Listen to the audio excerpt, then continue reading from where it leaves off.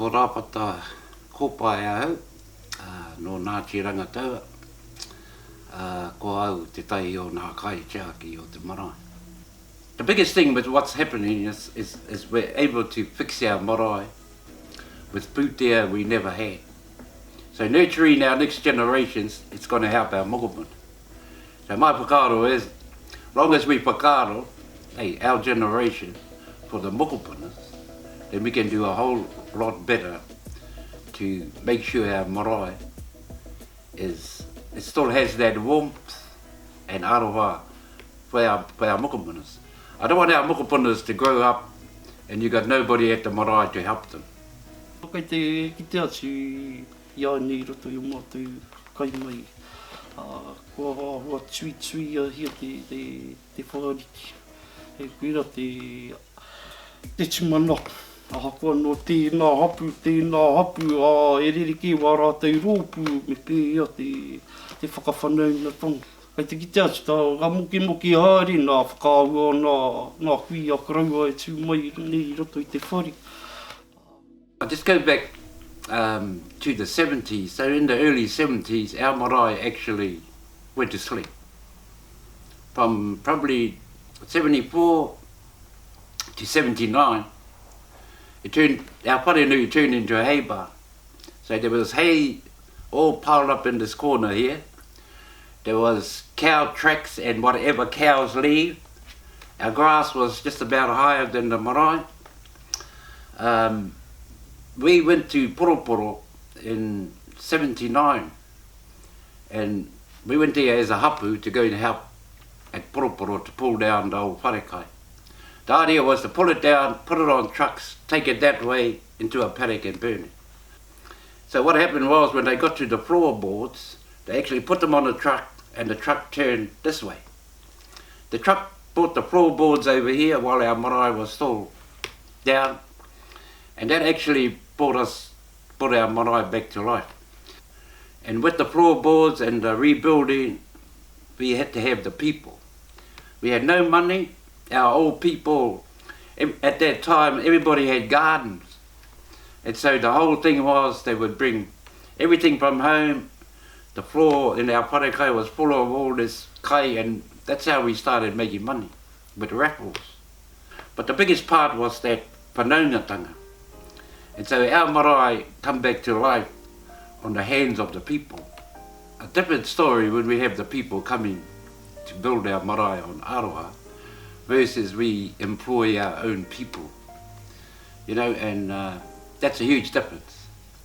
It's good for our people to reconnect, and I see that as what's happening. It's the reconnection with a lot of our whānau who don't have time for marae. So even with this pūtea, encouraging our people to work on our own marae, that's the bit that works.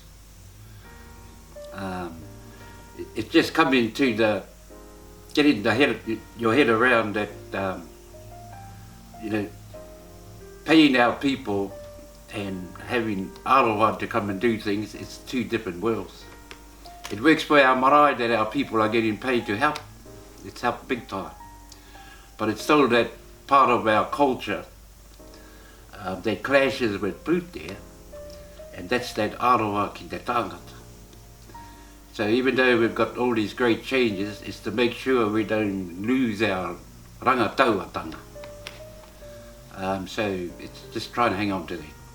My experience was pulling the walls down in the kitchens and seeing what our old people used. They just used anything and everything.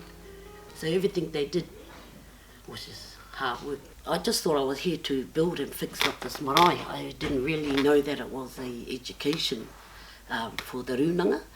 And it wasn't until we started to do courses, and when I was going, hey, I thought we were just going to work, but then I had to go into the rūnanga to do a couple of courses. When I first started, I started to hyperventilate. Started to sweat and shake, and I told them that I was dyslexic, so I couldn't spell or read those books. And then they helped me, so it was good. It gave me confidence, and then my self-esteem just started rising after that, you know. And I thought, geez, I can do it, you know. I was so happy because I passed. There is a general need for upskilling, but more so by exposing the upskilling that we're currently doing, myself and Bob, we also lift their literacy and numeracy up by exposing them to the documentation and the paperwork we do. And if they're able to get through level 3 tractor qualifications, and I can award them with a certificate that say that they're competent in operating all types of machinery, there's nothing to keep them from moving forward into something else. It's a bit of a self-realisation that, no, I'm just as good as everyone else. I just need to be given the opportunity to express my ability to learn in my own unique way, because we have a unique way of learning as Māori. Koe rā te mea nui te hiki, te mātauranga, ki te mātauranga o tātauranga tahi pakeke ni. Koe rā te mea nui. As a company, we purposely chose 3 to 4 trainers that were whakapapatu mā tātua to the waka, because as soon as they hear the surname and they can connect the dots, our people are a lot more at ease. And they know they can come to Mac or myself and say, hey, well, I didn't really feel thing, but can I do it this way? Or, and we can help them in their journey. We purposely did that. We look to always put a local face with our local people where we can. Yeah, it all goes to that learner-centred environment, that we're supposed to be able to create. We're supposed to be able to create an environment where the learner feels comfortable.